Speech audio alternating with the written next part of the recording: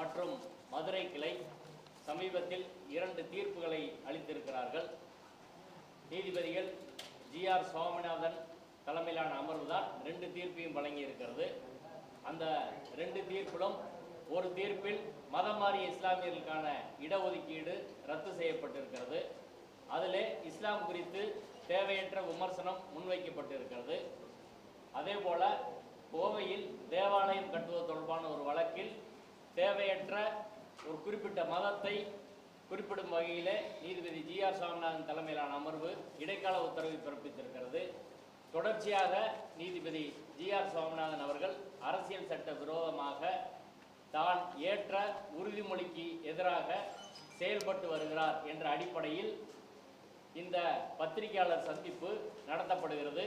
இந்த பத்திரிகையாளர் சந்திப்பில் அரசாணை எண் 31 ரத்து செய்யப்பட்டதற்கு எதிராக தமிழ்நாடு அரசு என்ன நடவடிக்கை எடுக்க வேண்டும் என்பது குறித்தும், அதே போல தமிழ்நாட்டில் உள்ள பல்வேறு அரசியல் இயக்கங்கள், கட்சிகள், அமைப்புகள், ஜனநாயக சக்தியில் சேர்ந்து என்னென்ன நடவடிக்கையை மேற்கொள்ள இருக்கிறோம் என்பது குறித்தும், FCRA சட்ட திருத்தம் குறித்தும் நாங்கள் இங்கே பேச இருக்கிறோம்.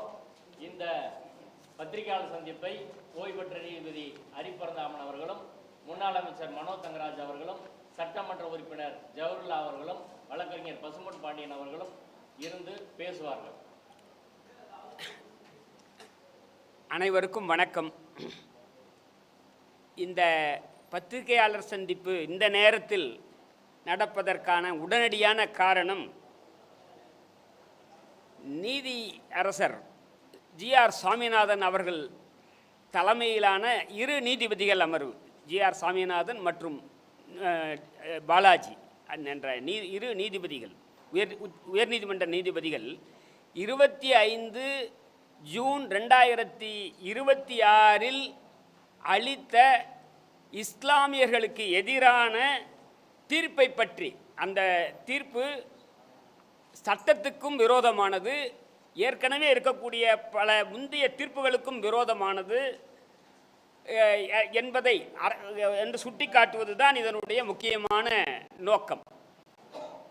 இதில் இஸ்லாமியர்களுக்கு, தமிழ்நாட்டில் இருக்கக்கூடிய இஸ்லாமியர்களுக்கு பின்தங்கிய வகுப்பினர் என்பது பல ஆண்டு காலமாக இருந்து வரக்கூடிய உரிமை, அதை காலாகாலமாக இருந்து வரக்கூடிய உரிமை. நாம் அது பல மாநிலங்களில் அது இல்லாமல் இருக்கலாம். தமிழ்நாட்டை பொறுத்தவரை, இஸ்லாமியர்களை பொறுத்தவரை அவர்கள் பின்தங்கிய வகுப்பினர், அதில் எந்த சர்ச்சையும் இல்லை. இப்போது அதில் இந்த ஜி.ஆர். சுவாமிநாதன் கூட அதில் ஒன்றும் கையை வைக்க முடியாது.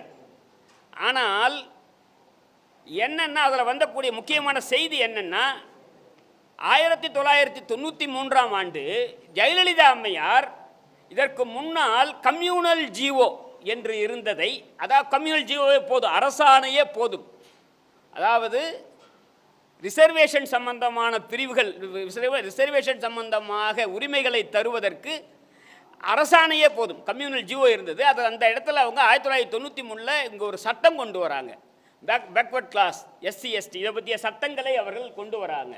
அது ஒரு பாராட்டக்கூடிய நடவடிக்கை. திராவிட இயக்க கழக தலைவர் ஆசிரியர் கூட அதை பாராட்டி சமூக நீதி காத்த வீராங்கனை என்றெல்லாம் சொன்னார். ஏன்னா, சட்டமாக்கினால்தான், கம்யூனல் ஜிஓவாக இருந்தால் அதை அரசமைப்பு சட்டத்தின் 9வது அட்டவணையில் சேர்க்க முடியாது. எனவே ஒரு சட்டம் போட்டு சேர்க்குறாங்க. அந்த சட்டத்திலும் இஸ்லாமியர்களுக்கு இடஒதுக்கீடு இருக்குது, தமிழ்நாட்டில் இருக்கக்கூடிய இஸ்லாமியருக்கு இடஒதுக்கீடு இருக்குது. இதில் என்ன பிரச்சனை இப்போ வருதுன்னா, புதியதாக மதம் மாறும் இஸ்லாமியர், அது கூட யாரு, மேல் சாதியில் இருந்து மாறினால் அவர்களுக்கு கிடையாது. அதில் யாருக்குமே இதில் எந்த சர்ச்சையும் கிடையாது. இங்கே உட்கார்ந்துருக்கக்கூடிய யாருக்குமே அந்த சர்ச்சையும் கிடையாது. மேல் சாதியில் இருக்கக்கூடியவர்கள் இங்கே தமிழ்நாட்டில் இருக்கக்கூடிய இந்த இஸ்லாமிய செக்ட் பிரிவுகளுக்கு எதுக்கும் மாறினாலும் அவர்களுக்கு நிச்சயமாக கிடைக்காது. இப்போ ஒரு யாரோ பிராமணரோ அல்லது வேளாளர்களோ அல்லது ரெட்டியார்களோ அல்லது நாட்டுக்கோட்டை செட்டியார்களோ நாளைக்கு இஸ்லாமியத்துக்கு மாறியோ அல்லது கிறிஸ்தவத்துக்கு மாறியோ அவர்கள் இடஒதுக்கீட்டை கோர முடியாது. அதில் எங்களுக்கு ஆட்சேபணம் இல்லை. இப்போ அவர் என்ன சொல்கிறாருன்னா, இந்த தீர்ப்பில் இதுக்கு பல இந்த தீர்ப்பில் பல சர்ச்சைகள் இதுக்கு முன்னாடி இருந்துக்கிட்டே இருக்குது. என்னென்னா, புதியதாக மதம் மாறுபவர்கள், இந்து மதத்திலிருந்து இஸ்லாமுக்கு மாறக்கூடியவர்கள் பின்தங்கிய பிசி, எம்பிசி, எஸ்சியாக இருந்தாலும் அவர்களை புதுசாக மாறுறவங்களை ஏற்கனவே இருக்கவங்கள அவங்கள பிசியாக ட்ரீட் பண்ணணுமா, கருதப்படணுமா, வேண்டாமான்றதில் தமிழ்நாட்டில் உயர்நீதிமன்றத்தில் மாறுபட்ட தீர்ப்புகள் இருக்குது. ஒரு 4-5 நீதிபதிகள் அவங்களுக்கு பேக்வர்ட் கிளாஸ் அந்தஸ்து கொடுக்கலாம் என்னை உட்பட தீர்ப்பு சொல்லியிருந்தோம்.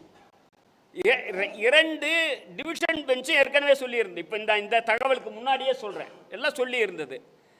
ஆனால் இந்த சர்ச்சை மீண்டும் மீண்டும் வந்து கொண்டே இருந்தது. அதில் ஒரு 2 நீதிபதிகள் இல்லை ஏன்னா அந்த பேக்வர்ட் கிளாஸ் சட்டத்திலையும் சரி, அதுக்கப்புறம் இருக்கக்கூடிய அரசாணைகள்லையும் சரி, கிறிஸ்டியன்ஸுக்கு வந்து கன்வெர்டட்ன்ற வார்த்தை இருக்குது, இஸ்லாமியர்களுக்கு கன்வெர்டட்ன்ற வார்த்தை இல்லை. கன்வெர்டட் டு இஸ்லாம்னா அவங்க கிடையாது. அப்படின்னா என்ன பொருள்னா அவங்களே என்ன ஒத்துக்கிறாங்க, ஜிஆர் சாமிநாதன் உட்பட இந்த கருத்தை சொல்லக்கூடிய ஒரு நீதிபதிகளும் நான் இருக்கிறேன், ஒருவர் இருக்கிறார், ஒரு ஹிந்து இருக்கிறார், அவர் பேக்வர்ட் கிளாஸ், எம்பிசி, எஸ்சி, அவரு கிடையாது, அவர் ஒரு லப்பையாக மாறுகிறார் அல்லது மரக்காராக மாறுகிறார், அவருக்கு இடஒதுக்கீடு கிடையாது, அவர் ஏற்கனவே பிசி தான், எம்பிசி தான், எஸ்சி தான். ஆனால் அவருடைய சந்ததியினர் பிசி, எம்பிசி, அது என்ன அவங்க பிசியாக வருவாங்க அப்படின்றாங்க. இப்போ நம்ம கேள்வி, மதம் மாறியோருக்கு பிசி, எம்பிசி, எஸ்சியாக இருந்தால் அவர்களை பிசியாக ட்ரீட் பண்ணோம் அப்படின்றது தான் இப்போ இருக்கக்கூடிய நம்ம கேட்கக்கூடிய கேள்வி. அது 2 முக்கியமாக சொல்லணும். நான் வந்து ஜெயலலிதா அம்மையார் வந்து கொண்ட சட்டத்தை சொன்னேன். 2007 கலைஞர் அவர்கள் அவர் அடுத்த கட்டத்துக்கு போகிறார், அவர் செய்கிறார், அவர் உள்ஒதுக்கீடு தரார் இஸ்லாமியர்களுக்கு. பேக்வர்ட் கிளாஸ்லேயே 3.5% பிசி முஸ்லீம் அப்படின்னு ஒரு இடஒதுக்கீடு தராரு. அதுக்காக அரசாணை, அதுக்கான சட்டங்கள் போடப்படுது, அரசாணைகள்லாம் வருது. அடுத்து இந்த பிரச்சனை வருது இல்லைங்களா, என்ன புதியதாக மதம் மாறும். கிறிஸ்டியன்ஸுக்கு இந்த பிரச்சனை வரல. கிறிஸ்டியன்ஸுக்கு மதம் மாறினா ஒரு எந்த இங்கே பேக்வேர்டோ எம்பிசியோ எஸ்சியோ மதம் மாறினால் அவர்கள் வந்து பேக்வர்ட் கிளாஸாக ட்ரீட் பண்ணுவாங்க. அதுலேயும் ஒரு பிரிவினர் இருக்காங்க, மீனவர்களை பொறுத்த வரையில் அவர்கள் எம்பிசியே, மீனவர்களை பொறுத்தவரை அவர்கள் எம்பிசியாக இருக்காங்க, அதுக்குள்ளே நம்ம போகலை. இப்போ முஸ்லீம்களை பொறுத்த வரைக்கும் புதியதாக மதம் மாறுபவர்களுக்கு அவர்கள் எஸ்சியா ஷெட்யூல் காஸ்டாக இருந்தாலும் கூட அப்படி இல்லை அப்படின்ற இந்த பிரச்சனையெல்லாம் பல தீர்ப்புகள் மாறி மெஜாரிட்டி வந்து அவங்களுக்கு சர்டிஃபிகேட் கொடுக்கணும், பிசி சர்டிஃபிகேட் கொடுக்கணும்னு இருந்தாலும் இது ஒரு இருக்கிற தொட்டு பழைய திமுக அரசு அரசாணை 31 backward class, most backward class, minorities welfare department வந்து 2024 ஜிஓ 31 வந்து வெளியிட்டு தெளிவுபடுத்துகிறாங்க. மதம் மாறிய இதை யார் ஃபார்வர்ட் கம்யூனிட்டி தவிர்த்து மதம் மாறுபவர்களுக்கு பேக்வர்ட் கிளாஸ் அந்தஸ்து கொடுக்கப்படும் என்று கொடுக்குறாங்க. அது 2024. அப்போது ஜிஆர் சுவாமிநாதன் அவர்கள் இதுக்கு முன்னாடி அதுக்கு மாறுபட்ட தீர்ப்புகள்லாம் இருந்து பாருங்க. அந்த தீர்ப்புகளில் கூட அவங்க என்ன சொன்னாங்கன்னா ஜிஓ போடலன்னா சொல்லியிருந்தாங்க அந்த நீதிபதிகள். இதே நீதிபதி ஜிஆர் சாமிநாதன் 2022 அக்பர் அலி என்கின்ற டிஎன்சி டீநோட்டிஃபைட் கம்யூனிட்டியை சேர்ந்தவர் இஸ்லாமுக்கு மதம் மாறும்போது அப்போ 2022 அவர் ஒரு தீர்ப்பு சொல்கிறாரு. அப்போ 2024 அரசாணை இல்லை, அதனால் நீ மதம் மாறினால் கிடையாது, தமிழ்நாட்டில் அரசாணை இல்லை, அதனால் மதம் மாறினால் கிடையாது, உன்னுடைய பிற்கால சந்ததிக்கு ஒன்றா இருக்குன்னு 2022 சொல்கிறாரு. உடனே 2024 இப்போ அரசாணை வந்துடுது இல்லை. இப்போது இன்னொரு சமீர் அகமதுன்ற வழக்கு இப்போ வருது, அதுதான் 25/6/2026 அந்த அரசாணையை ரத்து பண்ணுறாரு. இந்த 25/6/2026 ஒரு 6 மாதங்களுக்கு முன்னால் கிட்டத்தட்ட நீதிபதி MS ரமேஷ் தலைமையிலான 2 நீதிபதிகள் அமர்வு இந்த அரசாணை 31 சரியானது தான் என்று சர்டிஃபிகேட் கொடுக்க சொல்கிறாங்க. அப்போது இவர் வந்து அந்த MS ரமேஷோட தீர்ப்பை உதாசீனப்படுத்துகிறார். இப்படி அவர் உதாசீனப்படுத்துவது அந்த ஜுடிஷியல் இன்டிசிப்ளின், இது அதற்கு முதல் முறை அல்ல. என்னுடைய சகோதரர் சாமிநாதன் அவர்களுக்கு இது முதல் முறை அல்ல. எச்சில் இலையில் உருளலாமா உருளக்கூடாதா என்பது சம்பந்தமான வழக்கில் 2 நீதிபதிகள் அமர்வு உருளுவது மனித மாண்புக்கு ஏற்றது அல்ல என்று சொல்லி இருந்தார்கள். மணிக்குமார் தலைமையிலான 2 நீதிபதிகள் அமர்வு. ஆனால் இவர் சிங்கிள் ஜட்ஜாக இருந்தே மணிக்குமார் சொன்னால் என்ன, 2 நீதிபதி சொன்னால் என்னன்ட்டு அப்புறம் உருளான்னாரு. அதுக்கப்புறம் அடுத்து வந்த 2 நீதிபதிகள் அமர்வு அதை ரத்து பண்ணாங்க.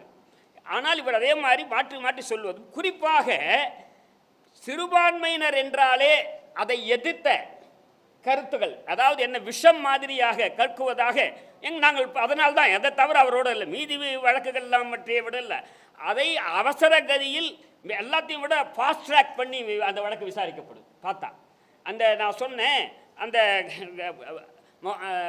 அக்பர் அலி வழக்கு 2022 போட்டு 2022 தீர்ப்பாகுது. இப்போது என்ன உங்களுக்கு 3-4 விஷயத்தை சொல்லிடுறோம். இந்த லாவண்யா வழக்கு தெரியும்.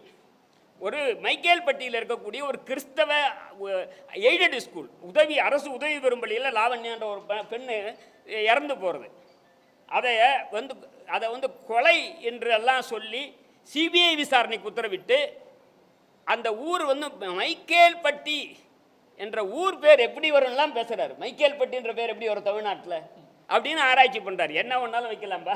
ஒருத்தர் வந்து என்னுடைய நண்பர், அவங்க வந்து மாதாபுரம்னு வச்சுருக்காரு, அந்த ஊரில் ஒரு ஸ்கூல் கட்டியிருக்காரு, அதனால் மைக்கே அப்படின்னு சொன்னார். அப்புறம் சிபிஐ சொல்லிட்டாங்க, இதில் பள்ளிக்கு இந்த இறப்பில் எந்த சம்பந்தமும் இல்லை என்று சிபிஐயே சொல்லிவிட்டது. ஆனால் இவர்களை போட்டு உருட்டினார் பாருங்க. அதே தான்.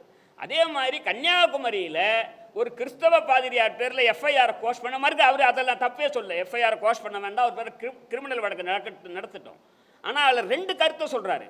ஒன்று, நம்ம கிரிப்டோ கரன்சி சொல்லுவோம்ல, அவர்களை கிரிப்டோ கிறிஸ்டியன் என்ற வார்த்தைகளை உபயோகப்படுத்துகிறார். அது எப்படி கிரிப்டோ கிறிஸ்டியன்? அப்புறம் அவர் சொல்கிறாரு, கும்பலாக மதம் மாறக்கூடாது, வேணா ஏஆர் ரஹ்மான் மாதிரி பேரே சொல்கிறாரு, ஒத்தால மாறிங்க. ஏங்க, அண்ணல் அம்பேத்கர் லட்சக்கணக்கான மக்களுடன் மதம் மாறினார். ஏனென்றால் அது அரசமைப்பு சட்டம் தரக்கூடிய உரிமை, எதுக்கு ஒன்றாலும் மாறலாம். அவங்க புத்தத்துக்கு மாறினார். எனவே இப்படி அவர் சொல்கிற அது என்ன தான் அவருடைய இருக்கு. அதை அடுத்து திடீர்னு ஒரு நாள் பக்ரீத்துக்கு முந்தின நாள் ஆடு மாடு கோழி எதுவும் விட்ட வெட்டக்கூடாது. எங்கே வெட்டணும்? ஸ்லாட்டர் ஹவுஸில் போய் தான் வெட்டணும். நான் கேட்குறேங்க, நம்ம ஊரில் முனீஸ்வரன் கோயிலுக்கு மொட்டை போடுறோம், எப்படி ஆடு வெட்டுறாங்கங்க? இப்போ இந்த ஆடி மாதம் பெரியபாளையத்தில் ஞாயிற்றுக்கிழமை ஆயிரக்கணக்கான ஆடுகள் வெட்டி ரத்த வெள்ளம் ஓடும். நீங்கள் தயவுசெய்து இங்கே இருக்கக்கூடிய ஒரு 50 கிலோமீட்டர் தூரத்தில் இருக்கக்கூடிய பெரியபாளையம், திருவள்ளூர் மாவட்டத்தில் இருக்கக்கூடிய பெரியபாளையத்தில் மக்களின் நம்பிக்கை. இதை எதிர்த்து ஜெயலலிதா அவர்கள் வந்து நடவடிக்கை எடுத்து சட்டம் போட்டு போட்ட சட்டத்தை வித்ரா பண்ணிக்கிட்டாங்க.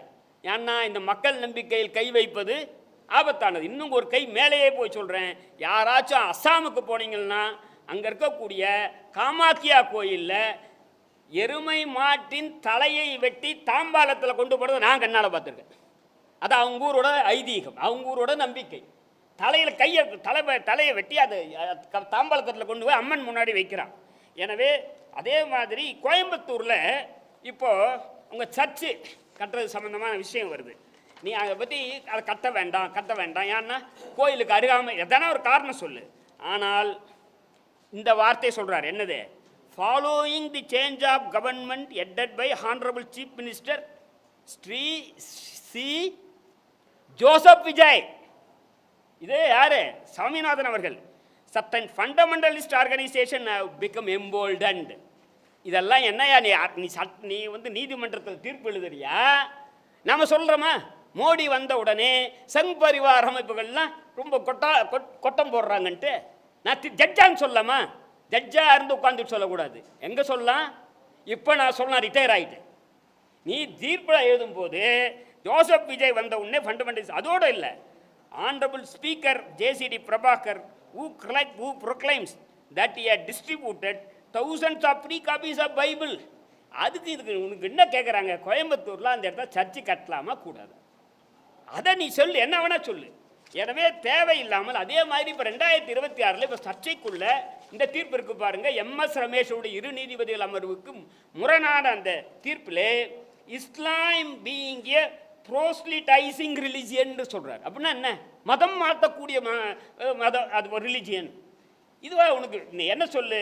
இப்படி மதம் மாறுறான், அவனுக்கு பேக்வர்ட் கிளாஸ் அந்தஸ்து உண்டா இல்லையான்னு சொல்லு. நீ தப்பாக கூட சொல்லு, 31 ரத்து கூட பண்ணி நாங்கள் என்னன்னு நான் பார்த்துக்கலாம். ஆனால் இந்த வார்த்தையெல்லாம் சொல்கிறது எப்படி தவறு அப்படின்பதை சுட்டி காண்பது தான் இந்த நோக்கம். இதை வந்து வெறுமனே விட்டுட்டு கடந்து போய்விட முடியாது என்பது தான் இங்கே நம்ம எல்லாரும் முன்னாடி இப்போ சொல்லக்கூடிய முக்கியமான செய்தியாக அரசு என்ன செய்யணும் பார்க்கணும். இப்போ அரசு என்ன பண்ணணும் அப்படின்னா, எங்கள் முன்னாடி என்ன பண்ணணும்னா, உடனே நிறைய பேர் உடனே நமக்குலாம் என்ன சொல்கிறாங்கன்னா சுப்ரீம் கோர்ட் போகலாம். நாங்கள் தெளிவாக சொல்கிறோம், உச்ச நீதிமன்றம் போக வேண்டிய அவசியம் இல்லை. இப்போ ஏற்கனவே ஜெயலலிதா அம்மையாரும் கருணாநிதி அவர்களும் இல்லை ஸ்டாலின் அவர்களும் செய்த அந்த வழிமுறைப்படி உங்கள் அதிகாரத்தை பயன்படுத்தி அவர் என்ன சொல்கிறாரு, அரசாணையின் மூலமாக நீ இந்த இந்த உத்தரவை போட முடியாது, மதம் மாறியவர்களுக்கு பிசி அந்தஸ்து கொடுக்க முடியாது, தமிழ்நாடு சட்டமன்றம் சட்டம் போடணுன்றார். சட்டம் போட்டு போகலாம். நான் அவர் சொல்கிறது தப்பு ஒத்துக்கிறேன். அதுக்கு என்ன பண்ணோம், அதுக்கு நம்ம ரிவ்யூ போடலாம், மறுபரிசீலனை மனு போடலாம். மறுபரிசீலனை மனு போட்டுட்டு தலைமை நீதிபதி கிட்ட சொல்லி லார்ஜர் பெஞ்சை விசாரிக்க சொல்லலாம். யாரு, 3 நீதிபதிகளோ 5 நீதிபதிகளோ கொண்ட அமர்வு விசாரிக்க சொல்லலாம். இது நம்ம ஒன்றது இல்லைங்க. சபரிமலை தீர்ப்பில் சங் பரிவார் பண்ணிருக்காங்க. சபரிமலை தீர்ப்பில் 5 நீதிபதிகளில் 4 நீதிபதிகள் பெண்கள் சபரிமலையில் கோயிலுக்கு போகலான்னு சொன்னாங்க. அதில் மறுபரிசீலனை மனு போட்டாங்க. மறுபரிசீலனை மனு போட்டு அந்த 4ல் 1ன்றதை ரிவர்ஸில் 2 3 ஆக்கிட்டாங்க. அது எப்படி ஆச்சுன்றதெல்லாம் நாளைக்கு இது ஒரு சரித்திரம். நாளைக்கு நீங்கள் ஆய்வு பண்ணிங்க. 4 1 இருக்கிறது 2 3 ஆகி மறுபரிசீலனை பண்ணி 9 நீதிபதிகளுக்கு அமைச்சாங்க. இப்போ 9 நீதிபதிகள் அமர்வு விசாரிச்சுட்டு தீர்ப்பு சொல்லாமல் இருக்குது, விசாரிச்சுட்டாங்க. அதே மாதிரி இதை பண்ணலாம். அது இல்லைன்னா இன்னும் சில வழக்குகள் இப்போ நிலுவையில் இருக்கலாம். இந்த சர்டிஃபிகேட் கேட்டு மதம் மாறி இருப்பார் அவர், எல்லாமே வேலைக்காக கேட்குற சர்டிஃபிகேட்டு இந்த பிசிஆருக்கு சொல்லி அந்த சர்டிஃபிகேட் சம்மந்தமான வழக்கு வரும்போது சொல்லலாம், ஐயா சீஃப் ஜஸ்டிஸ் கிட்ட எம்எஸ் ரமேஷ் இரு நீதிபதி அமர்வு ஒன்று சொல்லியிருக்கு, ஜிஆர் சாமிநாதன் அமர்வு ஒன்று சொல்லியிருக்கு, எனவே 3 நீதிபதிகளுக்கு அமர்வு போடுங்கன்னு சொல்லலாம். எனவே உச்சநீதிமன்றம் சரி எதுக்காகன்னா நம்ம உச்சநீதிமன்றத்தை என்ன அதனுடைய அது வேற எந்த குற்றமே சொல்ல, காலதாமதம் என்பதற்கு பாருங்க. என்ன எம்ஜிஆர் ப்ராப்பர்ட்டிக்கு ட்ரஸ்ட்டாக போட்டாங்க 2016, 10 வருஷம் ஆச்சுங்க, இன்னும் உச்சநீதிமன்றத்தில் முடியாமல் இருக்குது. நிறைய பேர் என்ன கேட்குறாங்க, நான் தான் அதுக்கு அட்மினிஸ்ட்ரேட்டர்னு. எப்போ முடியும்னே தெரியாது. இது இன்னும் அமெரிக்கா உச்சநீதிமன்றமா? ட்ரம்ப் போட்ட 2 உத்தரவை, ஒரு உத்தரவு டேரிஃப் ரத்து பண்ணாங்க, இன்னொன்று பர்த்னால சிட்டிசன்ஷிப் இல்லை அப்படின்னு சொன்னார், அதை ரத்து பண்ணாங்க. இல்லை இங்கிலாந்தில் இருக்கக்கூடிய உச்சநீதிமன்றமா? போரிஸ் ஜான்சன் பாராளுமன்றத்தை புரோராக் பண்ணும்போது 8 வாரத்தில் அதை ரத்து செய்தார்கள். கொரோனாவில் கேக்கு வெட்டினார் என்பதற்காக அவருக்கு அபராதம் விதித்தார்கள். இந்த விதியை மீறினாங்க. அதெல்லாம் நம்ம ஊரில் நான் அதுக்காக சொல்லலை, காலதாமதம் இருக்கு பாருங்க. அது 2வது டில்லி வேணாங்க, இங்கேயே பண்ணலாம். எப்படி சபரிமலையில் அந்த தீர்ப்பை மறுபரிசீலனை பண்ண சொன்னால் இங்கே மறுபரிசீலனை பண்ணலாம். புது வழக்கம் 3 நீதிபதிகள் அமர்வு அல்லது 5 நீதிபதிகள் அமர்வு இங்கே விசாரிக்கிறதுக்கு செஞ்சுட்டு உடனடியாக இப்போ எப்போ கூடுதோ அப்போ சட்டம் போடலாம். அதுக்கு முன்னாடி தேவைப்பட்டால் அவசர சட்டமும் போடலாம், ஆர்டினன்ஸும் போடலாம். ஏன்னா ஆர்டினன்ஸுக்கு 6 மாதம் லைஃப் இருக்கும். அதுக்குள்ளார சட்டசபை கூடும். இப்போ நவம்பரில் கூடும்போது அடுத்த மாதமே கூடுதுன்றாரு நம்முடைய சட்டமன்ற உறுப்பினர். அப்போ சட்டமே போடலாம். அதாவது என்னன்னா ஜிஓ 31 ஸ்டாலின் போட்டதை சட்டமாக்குறது, அவ்வளவுதான்.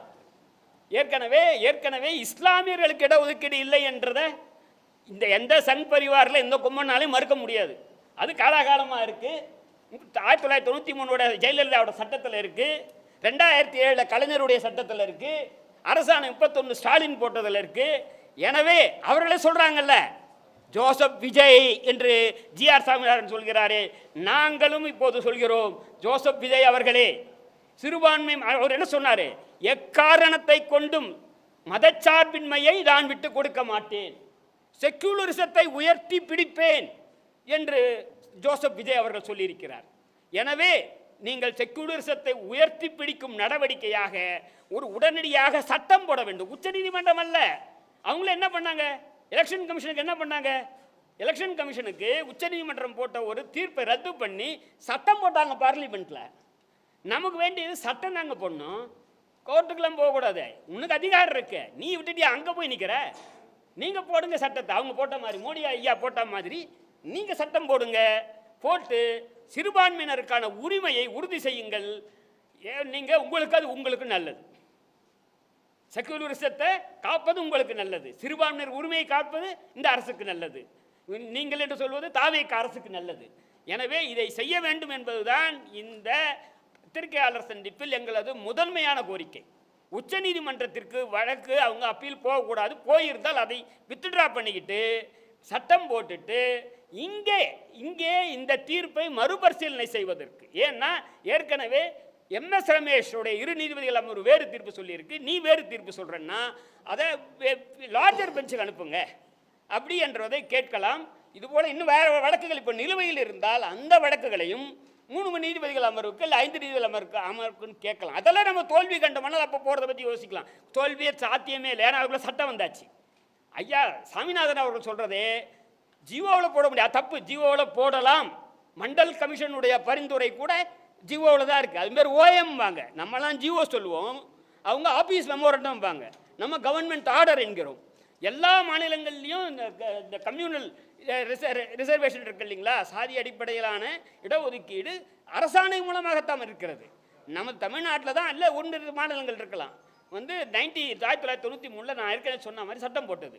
எனவே இப்போது எங்களுடைய பிரதான கோரிக்கை, ஒரே கோரிக்கை, இப்போ இங்கே இருக்கக்கூடிய திரு ஜோசப் விஜய் அவர்கள் முதல்வர் தாவேகாவினுடைய தலைவர்களுடைய கோரிக்கை என்னென்னா, நீங்கள் செக்குலரிசத்தை காப்பதற்காக, மதச்சார்பினை காப்பதற்காக, சிறுபான்மையினர் நலனை காப்பதற்காக உடனடியாக நீங்கள் மதம் மாறும் இஸ்லாம் மதத்துக்கு மாறக்கூடிய பிசி, எம்பிசி, எஸ்சி ஆகியோரை பிசியாக ட்ரீட் பண்ணுறோம். பிசியாக தான், எஸ்சியாந்து மாறினாலும் பிசி தான், எம்பிசியாந்து மாறினாலும் பிசியாக ட்ரீட் பண்ணுன்றது தான். இதில் இந்த ஒரு இடத்துல பீதி நான் 2 விஷயத்தை சொல்லிடுறேன். ஃபார்வர்ட் கம்யூனிட்டி கிடையாது, திருமணத்தால் கிடையாது.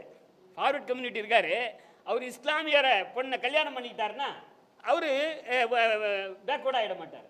இல்லை ஒரு ஃபார்வர்ட் கம்யூனிட்டி கூட ஒரு பொண்ணு ஒரு இஸ்லாமியரை கல்யாணம் பண்ணிட்டா பேக்வர்ட் இஸ்லாமியர் அவங்க ஆக மாட்டாங்க. திருமணத்தால் கிடையாது, அல்லது ஃபார்வர்ட் கம்யூனிட்டி கிடையாது. நாம் கேட்பது ஏற்கனவே இங்கே பிசி, எம்பிசி, எஸ்சியாக இருப்பவர்கள் அவர்கள் விரும்பி, இப்போ அதை யார் ஒரு இதாயமைப்பாளர் ரகுமான், அவர் என்ன கம்யூனிட்டின்னு தெரியாது, அவர் பிசி, எம்பிசி, எஸ்சியாக இருந்தால் முஸ்லீமாக மாறினா அவர் பிசி, அவ்வளோதான் நான் கேட்குறது. அதுக்கு GR சாமிநாதன் அவர்கள் அரசாணை போதாது, சட்டம் வேண்டும் என்கிறார். உடனே அதை எதிர்கொள்வதற்கு சட்டம் போட்டுடலாம், போட்டுட்டு அந்த அவருடைய தீர்ப்பை ரத்து பண்ணுவதற்கு மறுபரிசீலனை மனு போட்டு ரத்தும் பண்ணலாம். ஏன்னா அவரை பொறுத்தவரையில் அந்த தீர்ப்பு சரியானதல்ல, தவறு என்று நான் இவ்வளோ காரணத்தோடு சொல்லியிருக்கேன். ஏன்னா அவரே சொல்கிறாரு 2022 ஒரு டிஎன்சி டீநோட்டிஃபைட் கமிட்டி மாறும்போது அவர் சொல்கிறாரு அரசாணை இல்லைன்னு தான் அந்த தீர்ப்பில் சொல்கிறாரு. இப்போ அரசாணை வந்துடுது, அரசாணை அரசாணை தப்புன்றார், அது சட்டம் ஒன்றுன்றார். சட்டம் போட்டால் என்ன சொல்லுவார்னு தெரியாது. அதாவது அவர் எல்லாம் அந்த திருப்பரங்குன்றம் அது கூட பார்த்தீங்கன்னா இந்த 25/6/2026 தேதி வந்த வழக்கு 2022 போட்ட வழக்கு. அந்த 2022 போட்ட வழக்கு 2026 முதல்ல அவரே சொல்கிறாரு, சடன்லி இட் அப்பியர்ட் நவ் அப்படின்னு அவரே சொல்கிறாரு. It saw the light of the day only on 9/6 25/6 தீர்ப்பு 9/6. அப்போ அரசாங்க பார்ட்டியே கிடையாது. அதை 11/6 அரசாங்கத்தை இவரே சேர்க்குறாரு. இவருக்கு என்ன அக்கறை? ஏன்னா அதில் 2022 சர்டிஃபிகேட் கொடுந்தாங்க கேட்குறான். அரசாணை அப்போ வரவே இல்லை, அரசாணை 2024. இவரே கோரிக்கையை ப்ரேயர் ரிட்வென்ஷன் கோரிக்கையை திருத்தி ஜிஓவை ரத்து பண்ணுறாரு. பாருங்கள், இதெல்லாம் நடக்குமான்றதை பாருங்கள். 9/6 இன்னைக்கு தான் முதல்ல வருது. அதுக்கப்புறம் 11/6 இன்னைக்கு அரசாங்கத்தை அதில் இணைக்கிறாரு. இணைச்சிட்டு 2022 இந்த அரசாணையை பிறக்கலை, அதை அந்த அரசாணையை ரத்து பண்ண சொல்லி ஒரு ப்ரேயரில் இவரே திருத்தம் பண்ணுறாரு, இவரே அதை ரத்தும் பண்ணுறாரு. அப்போது இவ்வளவு இதெல்லாம் நீங்கள் பரிசீலனை பண்ணணும். இந்த மாதிரி எல்லாம் அது லாவண்யா வழக்கில் இருந்து இந்த சமீர் அகமது வழக்கு வரை இதில் அவர் இருக்கக்கூடிய இந்த நடவடிக்கை இருக்குது. அவர் பேரில் இன்னும் இறுதியாக சொல்கிறோம், பாராளுமன்றத்தில் 110 எம்பிக்கள் இம்பீச்மெண்ட் மோஷன் கொடுத்துருக்காங்க, பெண்டிங்காக இருக்குது. ஆனால் இங்கே இருக்கக்கூடிய நிஷா பானு ஒரு சிறுபான்மை இனத்தை சேர்ந்தவர் என்பதால் கொலேஜியத்தில் இங்கே இருக்கக்கூடிய உயர்நீதிமன்ற நீதிபதியில் நியமிக்கக்கூடிய அதிகாரத்தை பறிக்கும் வகையில் அவர் கேரளாவுக்கு மாற்றம் செய்யப்பட்டு 1, 2, 3 இல்லை, அவர் இப்போ 6, 7 இருக்கார். அவங்களுக்கு ஏன் Nisha Banu is a Christian அப்படின்ற குற்றச்சாட்டுகளை சாதாரணமாக வழக்குறுதல் மத்தியில் இது பேசப்படுகிறது. எனவே இப்போ ஆனால் இவரை நம்ம இவர் பேரில் இம்பீச்மெண்ட் மோஷன் இம்பீச்மெண்ட் மோஷன் வந்து நீதிபதிகள் பேரில் வழக்கமாக வருவது ரொம்ப அபூர்வமானது. இப்போ தான் இந்த பிஜேபி ஆட்சி காலத்தில் தான் ஒரே நேரத்தில் 3 பேர் பேரில் வந்தது. வர்மா, சேகர்குமார் யாதவ், அவர் ஒருத்தர் ரிசைன் பண்ணிட்டாரு, இன்னொருத்தர் ரிட்டையர் ஆகிட்டார், இவர் இன்னும் இருக்கார். நான் சொல்கிறேன்னா இப்படியெல்லாம் ஏன் 100 எம்பிக்கள் கொடுத்துருக்காங்க, 100 எம்பிக்கள் மேலே இம்பீச்மெண்ட் மோஷன் கொடுத்துருக்காங்க. தமிழ்நாட்டில் இருக்கக்கூடிய அத்தனை எம்பிக்களும் கையெழுத்து போட்டு சுப்ரீம் கோர்ட்டில் சீஃப் ஜஸ்டிஸ் கொடுத்துருக்காங்க. இவர் சிறுபான்மையினருக்கு விரோதமாக செயல்படுகிறார் என்று குற்றச்சாட்டை சொல்லி இருக்கிறார்கள். இதை வழக்கை விசாரிக்கக்கூடாது என்ற கோரிக்கையை அவர்கள் வைத்திருக்கிறார்கள். அதே கோரிக்கையை நாங்களும் இங்கே வலியுறுத்துகிறோம். தலைமை நீதிபதி இதை செவிமடுத்து கேட்பார் என்று நினைக்கிறோம். நன்றி, வணக்கம்.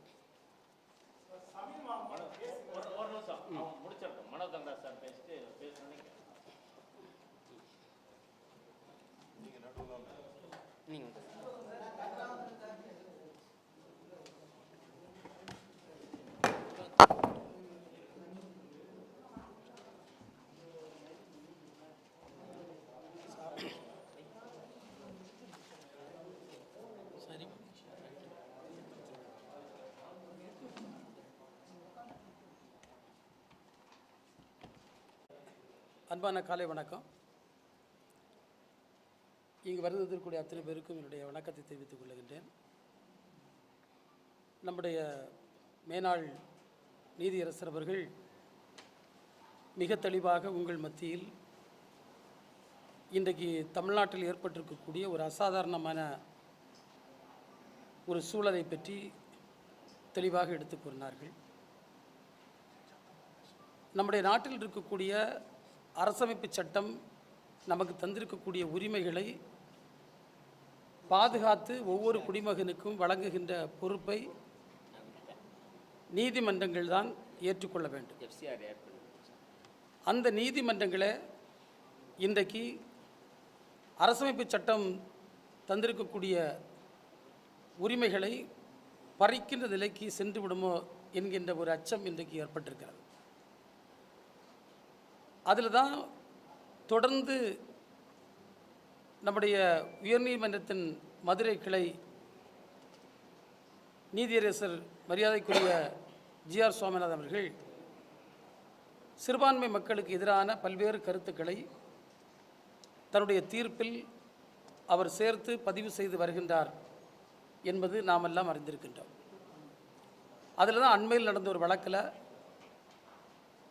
இஸ்லாம் பீயிங் ஏ ப்ரோலிட்டைசிங் ரிலிஜியன், இஸ்லாம் வந்து மதம் மாற்றுகின்ற ஒரு மதம் என்ற ஒரு கடினமான ஒரு கருத்தை அவர் பதிவு செய்திருக்கின்றார். இது ஒரு தேவையில்லாத ஒன்று. இஸ்லாமிய மக்களையும் அந்த மத நம்பிக்கையையும் புண்படுத்துகின்ற விதத்தில் இது அமைந்திருக்கிறதா என்று கேட்டால் நிச்சயமாக அமைந்திருக்கிறது. அதே போன்று பல்வேறு வழக்குகளில் கிறிஸ்தவ சமூகத்தை இதே போன்று பல்வேறு குறைபாடுகள் கூறியிருக்கின்றார். தற்போது ஒரு ஆலயம் கட்டுவதற்கு அவர்கள் அனுமதி கேட்டு வந்த விண்ணப்பத்தை மீது விசாரிக்கின்ற போது இன்னொரு கருத்தை பதிவு செய்கின்றார். அதில் தான் தமிழ்நாட்டில் வந்து ஒரு முதல்வர் கிறிஸ்தவர் அவருடைய தலைமையில் ஆட்சி அமைந்திருக்கிறது, இங்கே வந்து அடிப்படைவாத அமைப்புகள் பலம் பெற்றிருக்கிறது என்று சொல்லார். இது எப்படி இது எடுத்துக்கொள்ள முடியும்? எந்த அடிப்படைவாத அமைப்பு எப்படி பலம் பெற்றதுன்னு கேள்வியை நம்ம அவர் முன்னால் வைத்து அவற்றை பதில் இருக்கிறதா? இன்றைக்கு இந்த பத்திரிகை சந்திப்பு மூலமாக நாங்கள் கேட்கிறோம், எந்த அடிப்படைவாத அமைப்பு இங்கு பலம் பெற்றிருக்கிறது என்பதை அவர் தெளிவுபடுத்த முடியுமா என்பதை நாங்கள் வைக்கின்றோம்.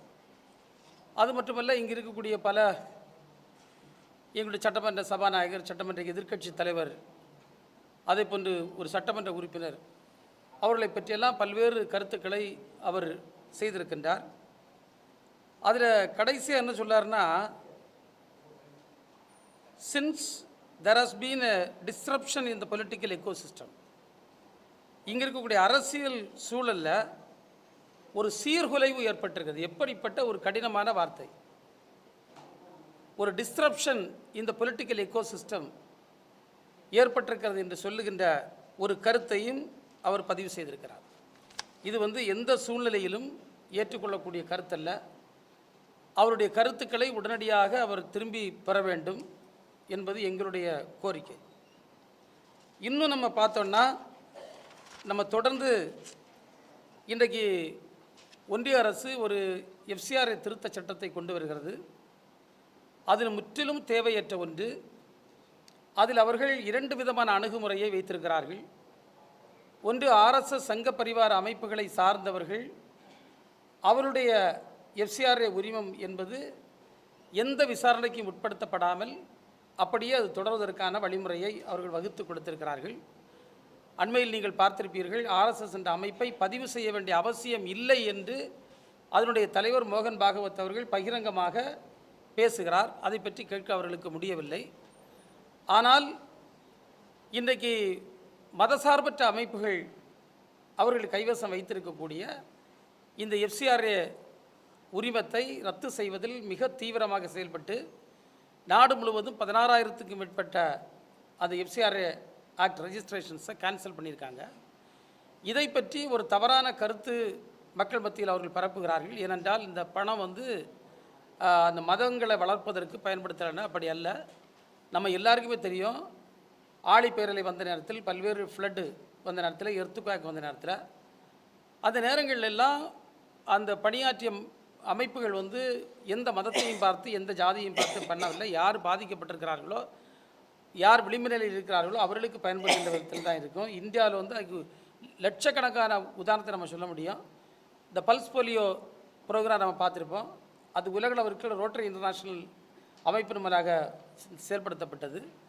எய்ட்ஸ் ப்ரோக்ராம்ஸ், எத்தனையோ ப்ரோக்ராம்ஸ் வெளிநாடு ஸ்பான்சர்டு ப்ரோக்ராம்ஸ். பில்கேட்ஸ் ஃபவுண்டேஷன் போன்ற அமைப்புகள்லாம் கோடானு கோடி பணத்தை அதில் போட்டிருக்கிறார்கள். ஏன்னா இப்படி எந்த அமைப்பை எடுத்தாலும் அவங்க விளிம்புல மக்களை செய்கிறார்கள். அதுக்கு வேண்டி இவங்க சொல்லுகின்ற கருத்து என்பது ஏற்றுக்கொள்ளக்கூடியதல்ல. எனவே அரசு அந்த முன்முயற்சியை உடனடியாக ரத்து செய்ய வேண்டும். இப்போ இதுபோன்ற நீதிபதிகள் தொடர்ந்து நீதிமன்றங்களுக்கு சென்று வழிபாட்டு உரிமை கேட்கின்ற நேரத்தில் அதை இப்படி இவர்கள் நடத்துவது ஏற்றுக்கொள்ள முடியாது. எனவே மாநில அரசு உடனடியாக அதற்கு ஒரு புதிய சட்டத்தை கொண்டு வர வேண்டும். எங்களுடைய கோரிக்கை எல்லாம் என்னவென்றால், வழிபாட்டுத் தலங்கள் கட்டுமான அனுமதி வழங்குவதில் அந்த பாகுபாடற்ற நடைமுறையை உறுதி செய்ய வேண்டும். அதான் எங்களுடைய கோரிக்கை.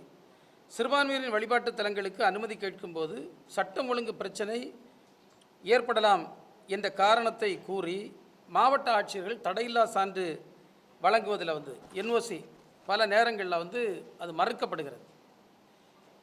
இது ஒரு சில பக்கத்தில் எங்கேயும் அனுமதி வாங்க வேண்டிய அவசியமே இல்லை என்கின்ற நடைமுறை இருக்கிறது. அதையே நாங்கள் சுட்டிக்காட்ட கடமைப்பட்டிருக்கின்றோம். ஆனால் சிறுபான்மை சமூகத்தை சார்ந்தவர்கள் வழிபாட்டுத் தலங்கள் அனுமதிக்கு வாங்காமல் நடத்த முடியாது என்கின்ற ஒரு கட்டாயமும் அவர்கள் மீது திணிக்கப்படுகிறது. இந்த நடைமுறை இவ்வாறு ஒருதலைபட்சமாக செயல்படுகின்ற காரணத்தினால் அதை மாற்றி கட்டிட விதிமுறைகள் மற்றும் பொது பாதுகாப்பு தொடர்பான அனைத்து சட்டபூர்வமான நிபந்தனைகளையும் பூர்த்தி செய்கின்ற விண்ணப்பங்களுக்கு மத வேறுபாடின்றி சமமான வெளிப்படையான மற்றும் பாகுபாடற்ற முறையில் அனுமதி வழங்க வேண்டும் என்ற கோரிக்கையை நாங்கள் இதில் முன்வைக்கின்றோம். அதேபோல் நம்ம நீதியரசர்கள் கூறியது போன்று ஏற்கனவே ஒரு இம்பீச்மெண்ட் மோஷனுக்கு நாடாளுமன்ற உறுப்பினர்கள் கையெழுத்திட்டு கொடுத்திருக்கின்றார்கள். பாராளுமன்ற சபாநாயகரிடத்திலும் நாடாளுமன்ற சபாநாயகரிடத்திலும் மனு அளித்திருக்கின்றார்கள். இப்படிப்பட்ட சீஃப் ஜஸ்டிஸ் அவர்களிடத்திலும் மனு அளித்திருக்கின்றார்கள். நாங்கள் ஒரு கோரிக்கை இந்த தருணத்தில் வைக்கின்றோம். சிறுபான்மையினர் சம்பந்தப்பட்ட அவர்கள் உரிமை சார்ந்த வழக்குகளை மேலும் இந்த நீதியரசர் ஜிஆர் சாமிநாதனுடைய அவருடைய பார்வைக்கு அதை கொண்டு செல்லாமல் மற்ற நீதியரசர்களை வைத்து நடத்துவதற்கு தலைமை நீதி அவர்கள் உத்தரவிட வேண்டும் என்ற கோரிக்கை போன்ற கோரிக்கையை வலியுறுத்தி வருகின்ற ஆகஸ்ட் மாதம் 21ஆம் தேதி சென்னையில் ஒரு கோரிக்கை மாநாடு நடத்துவதற்கு நாங்கள் தீர்மானித்திருக்கிறோம். அந்த கோரிக்கை மாநாட்டிற்கும் நீங்களும் பொதுமக்களும் இந்த சமூகம் ஒரு மதசார்பற்ற ஒரு ஜனநாயக ஒரு மக்களாட்சி தொடர்கின்ற விதத்தில் அமைவதற்கு நீங்கள் எல்லோரும் ஒத்துழைக்க வேண்டும் என்று உங்களை அன்போடு இந்த நேரத்தில் நான் கேட்டுக்கொள்கின்றேன். வணக்கம். தழுவக்கூடிய பிற்படுத்தப்பட்டோர், மிகவும் பிற்படுத்தப்பட்டோர்,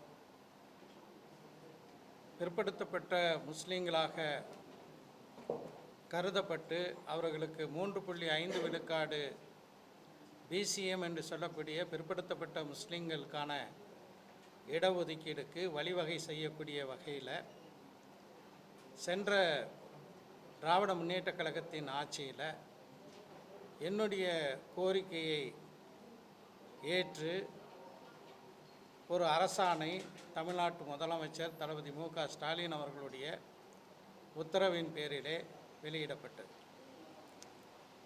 இது நீண்ட காலமாக இருக்கக்கூடிய ஒரு கோரிக்கை. 3.5 விழுக்காடு இடஒதுக்கீடு வழங்கப்பட்ட பிறகு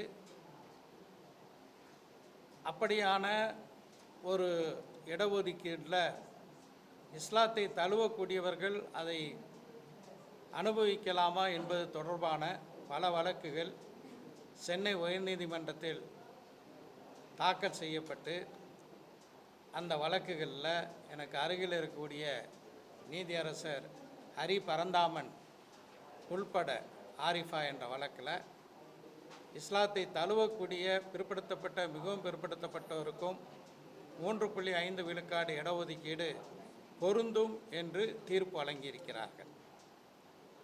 அது மட்டுமல்ல, கடந்த அக்டோபர் 2025 சென்னை உயர்நீதிமன்றத்தினுடைய இரு நீதியரசர் எம்.எஸ். ரமேஷ் அவர்கள் தலைமையிலான அமர்வு இஸ்லாத்தை ஏற்றுக்கொள்ளக்கூடிய பிற்படுத்தப்பட்டோர் மிகவும் பிற்படுத்தப்பட்டோருக்கு 3.5 பிசிஎம் இடஒதுக்கீடு அவர்கள் அனுபவிக்கலாம், அதில் எந்த தடையும் இல்லை என்று ஒரு தீர்ப்பு வழங்கியிருக்கிறார்கள்.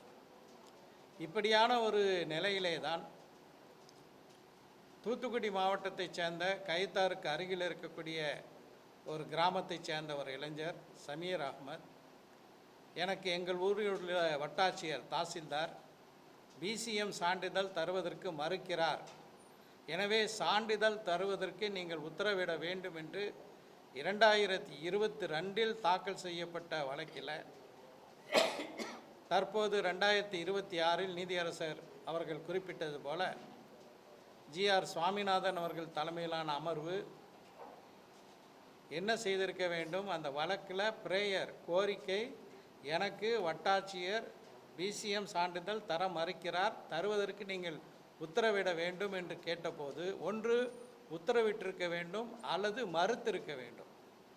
ஆனால் பியாண்ட் தி பிரீஃப் என்று சொல்வார்கள், வைக்கப்பட்ட கோரிக்கையை தாண்டி நீதியரசர் சுவாமிநாதன் இஸ்லாத்தை தழுவக்கூடியவர்களுக்கு 3.5 விழுக்காடு இடஒதுக்கீடு அளிக்க முடியாது என்று சொன்னதோடு மட்டுமல்லாமல் நீதியரசரும் மேனாள் அமைச்சர் மனோ தங்கராஜ் அவர்களும் குறிப்பிட்டது போல அவருடைய உள்ளத்தில் இருக்கக்கூடிய சிறுபான்மை சமூகங்களுக்கு எதிரான நச்சு கருத்துக்களை தீர்ப்பாக எழுதியிருக்கக்கூடிய ஒரு நிலையை தான் பார்க்க முடிகிறது.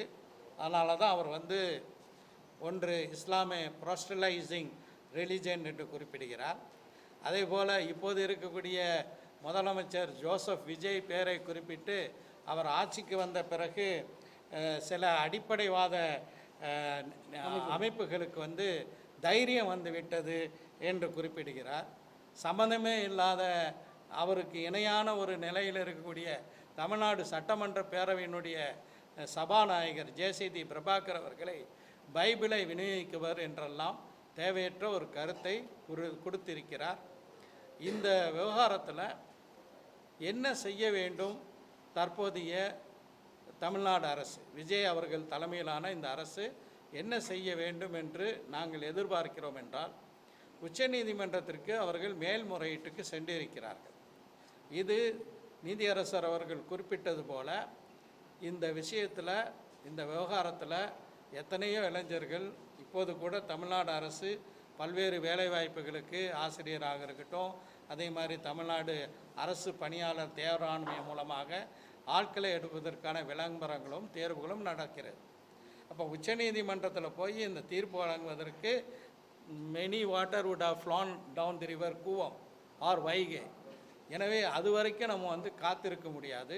உடனடியாக ஒரு அவசர உச்சநீதிமன்றத்தில் இருக்கக்கூடிய அந்த வழக்கை தமிழ்நாடு அரசு திரும்ப பெற வேண்டும். உடனடியாக நீதியரசர் ஜிஆர் சுவாமிநாதன் அமர்வு தந்த அந்த தீர்ப்பை நல்லிஃபை செய்யக்கூடிய வகையில் நீதியையும் நியாயத்தையும் சமூக நீதியும் நிலைநாட்டக்கூடிய வகையில் ஒரு அவசர சட்டத்தை பிறப்பிக்க வேண்டும். அதற்கு அடுத்ததாக அடுத்த மாதம் தமிழ்நாடு சட்டமன்ற பேரவையினுடைய வரவு செலவு திட்ட அதாவது பட்ஜெட் கூட்டத்தொடர் நடைபெறும் போது ஒரு சட்ட முன்வடிவை அறிமுகப்படுத்தி அதை நிறைவேற்ற வேண்டும். இதன் வழியாகத்தான் இந்த பிரச்சனைக்கு தீர்வு காண இயலும். இதை இந்த அரசு உடனடியாக செய்ய வேண்டும். ஒன்று, அவசர சட்டத்தை பிறப்பிக்க வேண்டும். வருகின்ற சட்டமன்ற கூட்டத்தொடரில் சட்ட முன்வடிவை அறிமுகப்படுத்தி அதை நிறைவேற்றுவதற்கான வழிவகையை செய்ய வேண்டும். சமூக நீதியில் அக்கறை இருக்கக்கூடிய அனைத்து கட்சிகளும், தமிழ்நாடு சட்டமன்றத்தில் இருக்கக்கூடிய அனைத்து கட்சிகளும் நிச்சயமாக பாஜகவை தவிர, அவர்களுக்கு ஒற்றை உறுப்பினர் தான் இருக்கின்றார், அனைவரும் இதற்கு ஆதரவு தெரிவிப்பார்கள் என்பதில் மாற்று கருத்து இல்லை. எனவே இதை செய்ய வேண்டும் என்பதுதான் எங்களுடைய கோரிக்கை. இந்த கோரிக்கையை வலியுறுத்தி தான் சென்னையில் வருகின்ற ஆகஸ்ட் 21ஆம் தேதி ஒரு மிகப்பெரிய மாநாடு, பல நீதியரசர்கள் அதே போல் மூத்த வழக்கறிஞர்கள் பங்கு கொள்ளக்கூடிய அந்த நிகழ்வை நாங்கள் நடத்தவிருக்கிறோம். அனைவரும் சேர்ந்து ஒருங்கிணைந்து அந்த மாநாட்டை நடத்தவிருக்கிறோம்.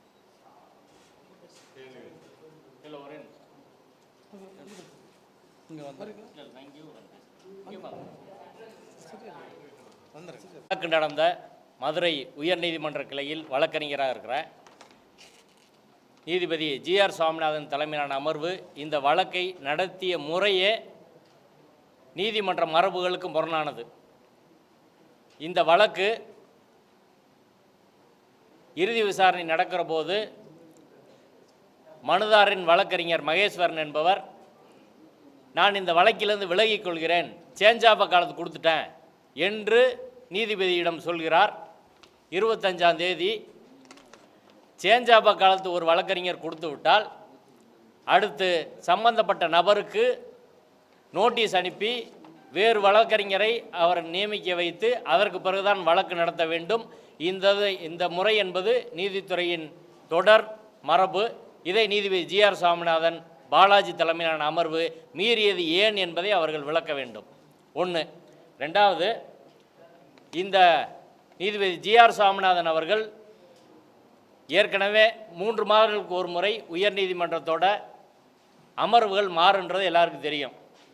கடந்த 3 மாதங்களாக நீதிபதி ஜிஆர் சுவாமிநாதன் அவர்களோடு இணைந்து இந்த வழக்குகளை விசாரித்து வந்தவர் நீதிபதி பூர்ணிமா. கடைசி ஒர்க்கிங் டே 25ஆம் தேதி, 26ஆம் தேதியிலிருந்து 3 நாட்கள் விடுமுறை, அடுத்த வாரம் என்பது வேறு அமர்வு வருகிறது. அந்த 25ஆம் தேதி நீதிபதி பூர்ணிமா அவர்கள் அன்னைக்கு மட்டும் லீவு போடுறாங்க. அன்னைக்கு மட்டும் பாலாஜி என்ற ஒரு நீதிபதி அந்த அமர்வுக்குள் வருகிறார். 4 மணிக்கு வழக்கெடுத்து 7 மணிக்கு தீர்ப்பு கொடுக்கிறார்கள். இதை அவசியமாக சக நீதிபதி இந்த தொடர்ச்சியாக இந்த வழக்கை 5-6 முறை விசாரித்த நீதிபதி அன்னைக்கு லீவு போடுற போது ஏன் அவசரமாக விசாரித்து தீர்ப்பு சொல்லணும், 4 மணிக்கு எடுத்து 7 மணிக்கு சொல்ல வேண்டிய அவசியம் தேவை என்ன என்ற கேள்வி இருக்கிறது. இதையும் நீதிமன்றம் விளக்கவில்லை.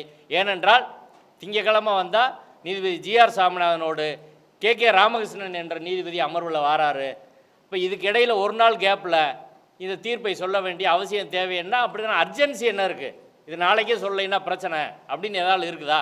எந்த அர்ஜென்சியும் கிடையாது.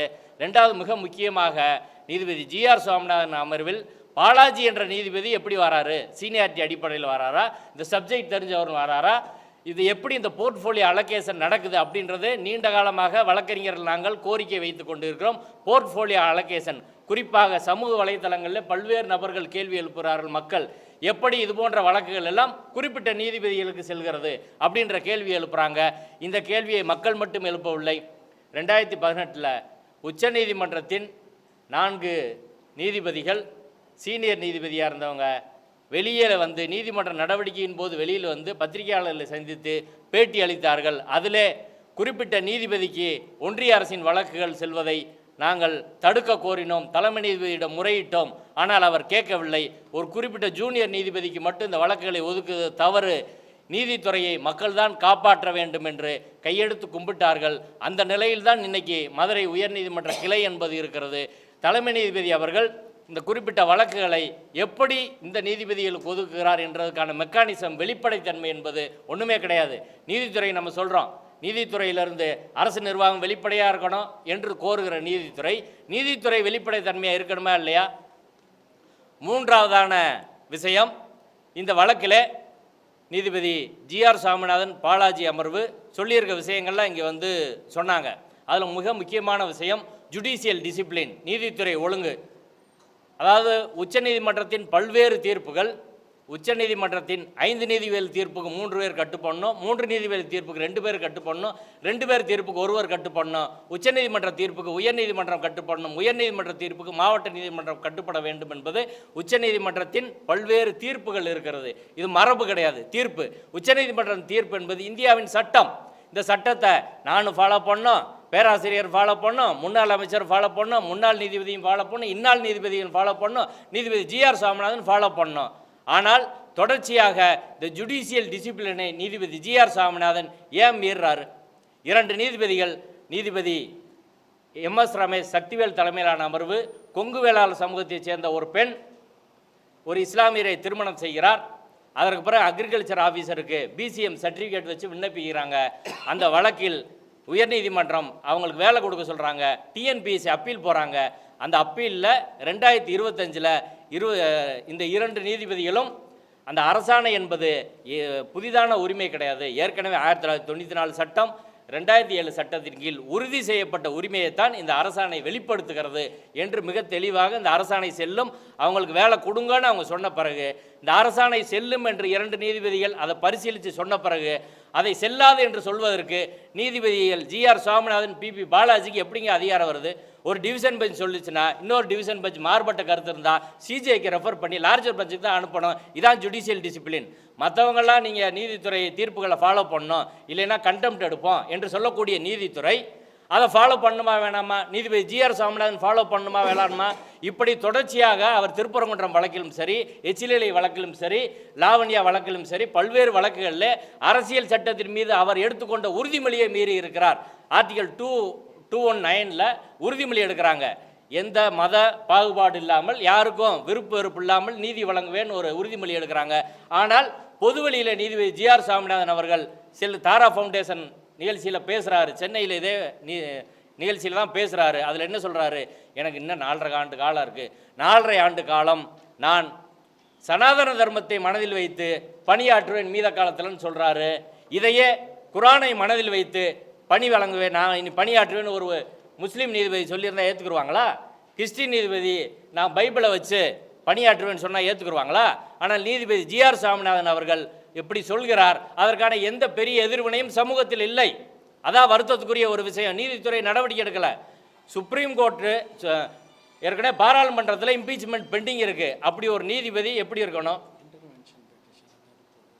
அடுத்து 3வதாக இந்த சமீர் அகமது வழக்கில் இடைக்கால மனு தாக்கல் செய்வதற்காக தமுக சார்பில் எல்லா ஏற்பாடும் செய்திருக்கிற போது தவேகாவின் அரசு வழக்கறிஞர், மனு தாக்கல் செய்ய உள்ள வழக்கறிஞர் ஃபோன் பண்ணி, இன்றைக்கி மனுதாரர் வழக்கு வாபஸ் வாங்க போகிறாரு, நாங்கள் வாய்தா தான் வாங்க போகிறோம், சர்டிஃபிகேட் நாங்கள் கொடுத்துட்றோம் என்று அவர் சொல்லி வழக்கை நடத்த மாட்டோம் என்று சொன்னதின் அடிப்படையில் இடையீட்டு மனுவும் தாக்கல் செய்யலை.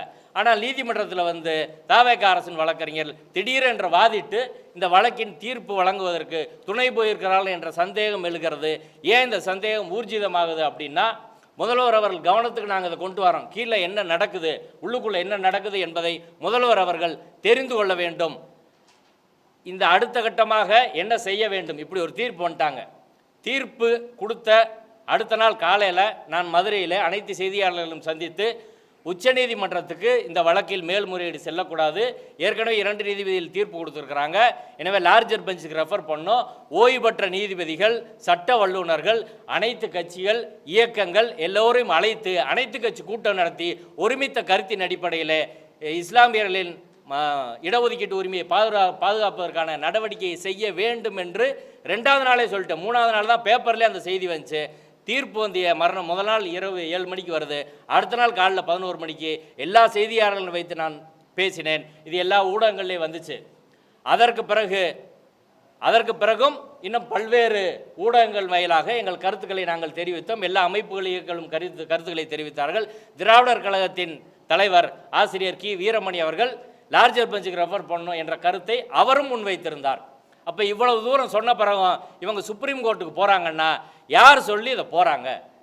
குறிப்பாக ஐஎம்எல் கட்சியை சேர்ந்த எம்பி நவாஸ் கானி அவர்களிடம் அவரும் கருத்து கேட்டார். நான் அவரிடம் சொன்னேன். அமைச்சர் ஷாஜகான் அவர்களிடம் இதே கருத்தை சொன்னோம். சுப்ரீம் கோர்ட்டு போக வேணாம் என்ற கருத்தை சொன்னோம். இப்போ இவர்கள் எல்லாம் இந்த கருத்தை அங்கே சொல்லியிருக்கிறார்கள். இதை தாண்டி தாவேகாவில் எந்த சக்தி உச்சநீதிமன்றம் செல்ல தூண்டியது? இன்னைக்கு இவங்க உச்சநீதிமன்றம் போயிருப்பது என்பது இந்த பிரச்சனையில் மிகப்பெரிய பின்னடைவை ஏற்படுத்தும். ஏற்கனவே 1994 2024 இந்த ஜீவோ வரை மதம் மாறிய இஸ்லாமியர்கள் சர்டிஃபிகேட் கிடைக்காம பெரும்பாலும் கல்ஃப் கண்ட்ரியில் அவங்க என்ன படிச்சிருந்தாலும் இந்த சர்டிஃபிகேட் கிடைக்காம கல்ஃப் கண்ட்ரியில் வேலை பார்க்குறாங்க, கூலி தொல்லியாக வேலை பார்த்து கொண்டு இருக்கிறார்கள். கிட்டத்தட்ட ஈழ அகதிகள் போன்ற நிலையில் தான் இந்த சர்டிஃபிகேட் கிடைக்காதவங்க இருப்பாங்க. எஸ்டியில் சில பிரிவுகள் அப்படி இருக்கிறாங்க. அந்த நிலை இன்னும் எவ்வளோ காலத்து தொடரணும்? சுப்ரீம் கோர்ட்டில் போய் நாளைக்கு ஒரு தீர்ப்பு சொல்லிட்டாங்கன்னா அந்த சுப்ரீம் கோர்ட்டு தீர்ப்பு சொல்லிவிட்டார்கள், அதற்கு பிறகு நீங்கள் எப்படி செய்ய முடியும் என்று இந்த வழக்கை நாளை சட்டம் போட்டாலும் நேரடியாக சுப்ரீம் கோர்ட்டில் ஆர்டிகல் 32 போடுவாங்க. அது மிகப்பெரிய சிக்கலை உருவாக்கும். இது ஒரு தவறான உத்தி. இதை யார் செய்தது என்று முதல்வர் அவர்கள் விசாரிக்க வேண்டும். இந்த வழக்கு இன்னும் விசாரணைக்கு வரவில்லை. இப்போ தான் நம்பரிங் ஸ்டேஜில் இருக்குது. இப்பயே அவர்கள் வித்ரா செய்து அனைத்து கட்சி கூட்டம், அதே போல் ஓய்வு பெற்ற நீதிபதிகள், சட்ட வல்லுநர்களோடு கலந்து சரியான முறையிலான ஒரு சட்ட திருத்த தீர்வை, நமக்கான அதிகாரத்தை தமிழ்நாடு சட்டப்பேரவையிலே நிறைவேற்ற வேண்டும் என்பதுதான் நாங்கள் கோருகிறோம். எனவே இதற்கான உரிய சட்ட நடவடிக்கை. இரண்டாவது, இங்கு அடுத்த கட்டமாக நீதிபதி GR சாமிநாதன் அவர்கள் தொடர்ச்சியாக அரசியல் சட்டவிரோத நடவடிக்கையிலே ஈடுபட்டு வருகிறார். நீதிமன்ற தீர்ப்புகளில் மட்டுமல்ல, பொதுவெளியிலும் அவர் தொடர்ச்சியான கருத்துக்களை பேசி வருகிறார். எனவே அவர் நீதிமன்றத்தில் சிறுபான்மை மக்கள், குறிப்பாக இஸ்லாமியர்களும் கிறிஸ்தவர்களும் அவர் முன்பு வழக்கு தொடுப்பதற்கு அஞ்சும் ஒரு நிலை என்பது அஞ்சும் நிலை ஏற்பட்டு இருக்கிறது. எனவே தலைமை நீதிபதி அவர்கள் அவர் முன்பு இந்த வழக்குகளை விசாரிக்க, சிறுபான்மை மக்களின் வழக்குகளை, உரிமை சார்ந்த வழக்குகளை விசாரிக்க அனுமதிக்கக்கூடாது. இறுதியாக இந்த பிரச்சனை என்பது ஏதோ இஸ்லாமியர்களின் பிரச்சனை அல்ல, ஏதோ கிறிஸ்தவர்களின் பிரச்சனை அல்ல, அரசியல் சட்டத்தின் மாண்பு வீழும் பிரச்சனை, நீதித்துறையின் சுதந்திரம் வீழும் பிரச்சனை. அரசியல் சட்டத்தின் மாண்பு என்பது இங்கே சீர்குலைக்கப்படுகிறது. அதை எல்லோரும் வேடிக்கை பார்க்க முடியுமா என்பதுதான் கேள்வி. ஒரு அரசியல் சட்ட பிரச்சனை. அரசியல் சட்டம் ஆர்டிகல் 25 மதம் மாறும் உரிமை என்பது எல்லாருக்கும் இருக்குதுன்னு சொல்லுது. அதோடு சேர்த்து 15, 16 இடஒதுக்கீடு உரிமை சமூக ரீதியாக பின்தங்கிய ரீதியாக எல்லாருக்கும் இருக்குன்னு சொல்கிறாங்க. மதத்தின் அடிப்படையில் இடஒதுக்கீடு எங்கேயுமே இஸ்லாமியர்களுக்கு வழங்கப்படவில்லை, சாதியின் அடிப்படையிலும் வழங்கப்படவில்லை, பின்தங்கிய செட் என்ற அடிப்படையில் தான் வழங்கப்பட்டு இருக்கிறது. இஸ்லாமியர்கள் கல்வி ரீதியாக சமூக ரீதியாக பின்தங்கி இருக்கிறாங்களா இல்லையா? உயர்கல்வியில் எவ்வளோ பேர் இருக்காங்க? பட்டியல் சமூகத்தை சேர்ந்த ஒரு 14.6% இருக்காங்க.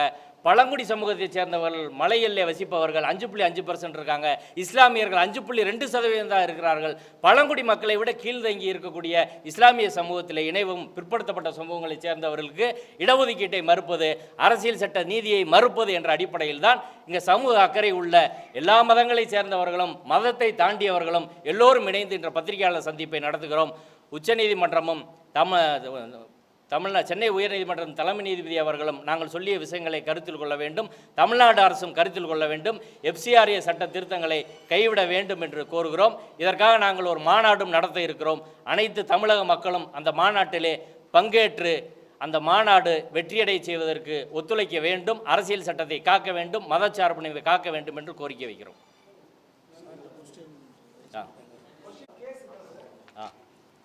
சமீர் அகமது அவர் 2022 தான் வழக்கு போடுறாரு. அவர் BCM சர்டிஃபிகேட் கேட்குறாரு. அவ்வளோதான். அவர் இஸ்லாத்துக்கு மாறுறார். 2016 அவர் ஓபிசி சமூகத்திலேருந்து மாறுறாரு. ஓபிசி சமூகத்திலேருந்து மாறி இருக்காரு. இந்து 2016 அவர் மாறுறாரு. ஓபிசி சமூகத்திலேருந்து மாறியவர் அவருக்கான BC முஸ்லீம் சர்டிஃபிகேட் கேட்குறாரு. இதுதான் வழக்கின் பிரேயர் கோரிக்கை 2022. ஆமாம், இல்லை அதை காட்டின பிறகு தான் அதைத்தான் அவர் மறுத்து அதை ரத்து செஞ்சுட்டார். அதைத்தான் நம்ம பேராசிரியர் சொன்னாங்கல்ல. இல்லை அதாவது கோரிக்கை பிரேயர் தான். அந்த பிரேயரை தாண்டி போய் அதை ரத்து செய்து விட்டார். அது அரசியல் சட்ட விரோதம் இப்படி கொடுத்துருக்குது சார். 2022 அந்த சமீர் அகமது வந்து எனக்கு பிசிஎம் சர்டிஃபிகேட் கொடுன்னு கேட்குறப்ப ஜியோவே கிடையாதுங்க. அவர் எனக்கு கொடுக்கணும்னு கேட்குறாரு. ஏன்னா அதுக்கு முன்னாடி சில தீர்ப்புகள் கொடுக்கலான்னு சொல்லுது, ஜியோ தேவையில்லை. ஆனால் சில தீர்ப்புகள் ஒரு ஜியோ தேவைன்னு சொல்லுது. அதனால் ஸ்டாலின் அவர்கள் வந்து ஜியோ போடுறாரு. 2022 ஜியோ கிடையாது. ஏன்னா 2024 தான் ஜியோ வருது. அப்போது 2022 வழக்கு 26 எடுத்து அவங்க கோரிக்கையே அது கிடையாது. அவர் வரும்போது அரசாங்கமும் அதில் எதிரி கிடையாது. அங்கே இருக்கக்கூடிய ஆர்டிஓ தாசில்தார் தான் முக்கியமாக சேர்த்து கேட்டிருக்காரு கலெக்டரை. இவரே ஜட்ஜே அரசாங்கத்தை கட்சியாக சேர்க்குறாரு, பிரேயரை திருத்துறாரு. பிரேயரை திருத்தி ஜியோவை ரத்து பண்ணுறாரு. ரத்து பண்ணிவிட்டு ஜியோவில் கொடுக்க முடியாது, சட்டத்தில் தான் கொடுக்கணுன்றார். அதுக்கு வந்து 1951 ஒரு தீர்ப்பு, ராஜமன்னாருடைய தீர்ப்பு சொல்கிறாரு. அந்த தீர்ப்பு வந்து சரியில்லை, அதுக்கு இதுக்கு சம்மந்தம் கிடையாது. அந்த மைக்கேல் என்கின்ற 1951 ஆண்டு தீர்ப்பு ஷெட்யூல் காஸ்ட் கிறிஸ்டியன் வந்து தன்னை ஷெட்யூல் காஸ்ட் என்று அறிவிக்க வேண்டும் என்று வழங்க தீர்ப்பு. அதுக்கு இதுக்கு சம்மந்தமே கிடையாது. அது இஸ்லாமியருக்கான வழக்கே கிடையாது. அந்த தீர்ப்பை அதாவது என்ன சொல்கிறது, ஒரு ஜீவோத்தை ரத்து பண்ணோம் உடனே ஏதோ ஒன்று சொல்கிறாரு. மைக்கேலில் ராஜமன்னார் சொல்லியிருக்காரு. மைக்கேலுக்கும் இஸ்லாமியருக்கும் சம்மந்தம் இல்லாத இதுதான். சொல்லுங்க. இல்லைங்க, அதமாக கேட்குறேன் லேடிஸ்.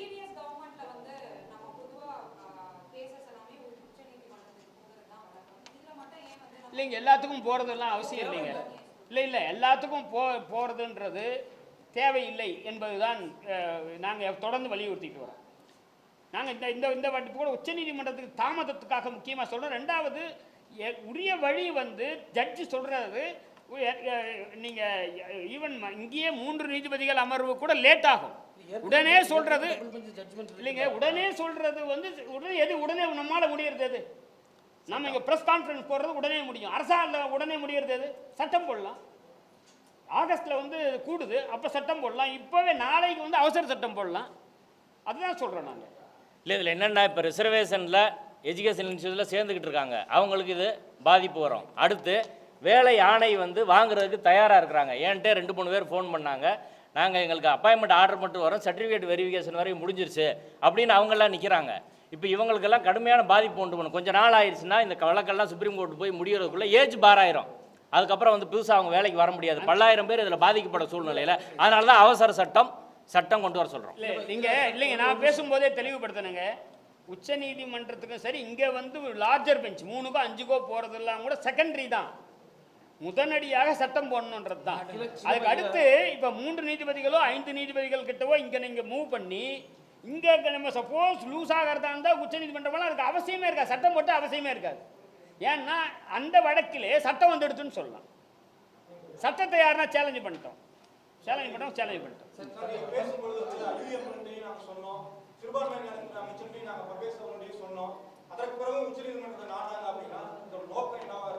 அது தெரியல சார். இல்லை, அதை எல்லாரையும் கலந்து பேசணும்னு தான் நாங்கள் சொல்கிறோம். இப்போ நாங்கள் சொல்லியிருக்கிறோம், இது அதை தான் முதல்வர் கவனத்துக்கு இது போச்சா இல்லையான்னு எங்களுக்கு தெரியலை. முதல்வர் கவனத்துக்கு இன்றைக்கி ஓப்பனாக நாங்கள் வந்து சொல்கிறோம். முதல்வர் இல்லை, அது நம்மளுக்கு என்ன நடந்துச்சுன்னு தெரியாது. அதனால் முதல்வர் கவனத்துக்கு கொண்டு வரோம். எல்லாரையும் கூப்பிட்டு ஓய்வு பெற்ற நீதிபதியில் கேட்டு அதை முடிவு பண்ணணும்னு சொல்கிறோம். லீகல் ப்ரொவிஷன்ஸ் என்ன சொன்னாங்கன்னு தெரியாது. இது 3 விஷயம் தான்.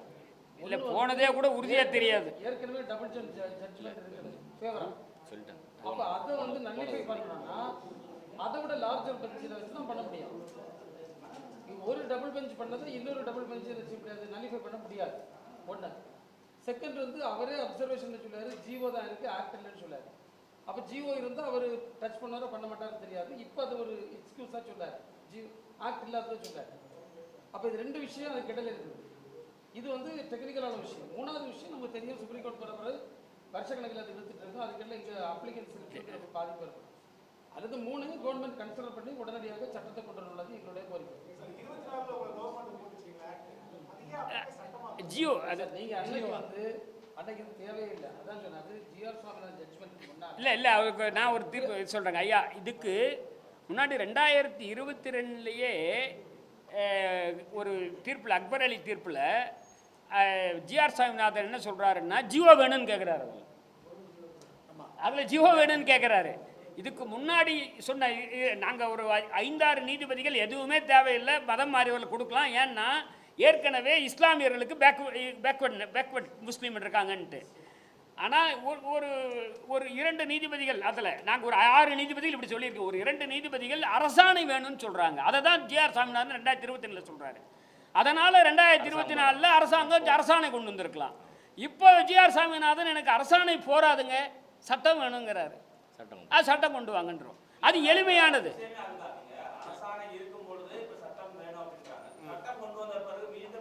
இல்லை, அது ஏங்க சட்டம் வழக்கமாகவேங்க சட்டம் என்பது இல்லை, ஒரு கான்ஸ்டியூஷன் எல்லாத்தோட உயர்வானது. கான்ஸ்டியூஷனுக்கு அடுத்த 2வது மட்டத்தில் இருக்கிறது சட்டம். பாராளுமன்றமோ சட்டமன்றமோ ஏற்றக்கூடிய சட்டம். 3 அரசாணை, 4 அரசினுடைய கடிதங்கள், 5 தான் இந்த சர்டிஃபிகேட்லாம். எனவே சட்டம் என்பது அரசமைப்பு சட்டத்துக்கு அடுத்தபடியே இருக்கக்கூடிய வழக்கமாகங்க. இந்த உலகத்தில் என்ன வேணாலும் அது வேற. வழக்கமாக சட்டத்தை நீதிமன்றம் தலையிடாது. உதாரணத்துக்கு எலெக்ஷன் கமிஷனில் 3 பேர் யார் தேர்ந்தெடுப்பாங்கன்ட்டு உச்சநீதிமன்றம் சொல்லிச்சு. அதை ரத்து பண்ணி சட்டம் போட்டாங்க. அந்த சட்டத்தை எதிர்த்து போயிருக்கு. உச்சநீதிமன்றம் தடை கொடுக்க மறுத்துட்டாங்க. வழக்கமாக சட்டத்துக்கு தடை கொடுக்க மாட்டாங்க. எஸ்சிஎஸ்டி ஆக்டில் தான், எஸ்சிஎஸ்டி ஆக்டில் ஏபி வர்றது தொடர்பாக சுப்ரீம் கோர்ட் ஒரு ஜட்ஜ்மெண்ட் சொன்னாங்க. அதுக்கு எதிராக பாராளுமன்றத்தில் சட்டம் போட்டாங்க. அந்த சட்டம் செல்லுன்னு சொல்லிட்டாங்க. சட்டம்ன்றது வலிமையானது. சட்டம் வலிமையானதுங்க. நான் இல்லைங்க, எம்பிக்கள் கேட்டிருக்காங்க. எம்பிக்கள் கேட்டது இம்பீச்மெண்ட். அதை பாராளுமன்றத்தில் இம்பீச்மெண்ட் மோஷனை விசாரணைக்கு எடுக்கணும்னு சொல்கிறோம். இல்லைங்க, அது இம்பீச்மெண்ட் மோஷனில் தான் எடுத்து நீக்கணும்னு சொல்கிறோம். இம்பீச்மெண்ட் மோஷன் எடுத்து நீக்கணும்னு சொல்கிறோம். சார்,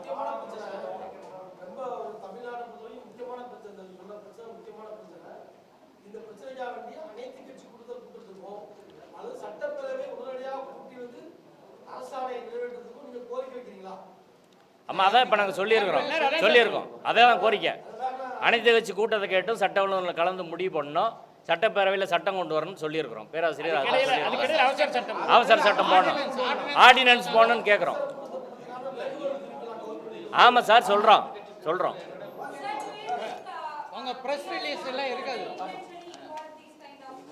இல்லை, அப்படி சொல்லலை நாங்கள். இன்டென்ஷனில் நீதிபதியின் தீர்ப்புக்கு உள்நோக்கம் நாங்கள் கற்பிக்கவில்லை. தீர்ப்பின் மீதான விமர்சனங்களை வைக்கிறோம். அரசியல் சட்டப்படி அது செய்யலாம். அதாவது எல்லா வார்த்தைகளை தெளிவாக பேசிக்கிறோம். நீங்கள் அதை எப்படி புரிஞ்சுக்கணுன்றது உங்ககிட்ட இருக்கு.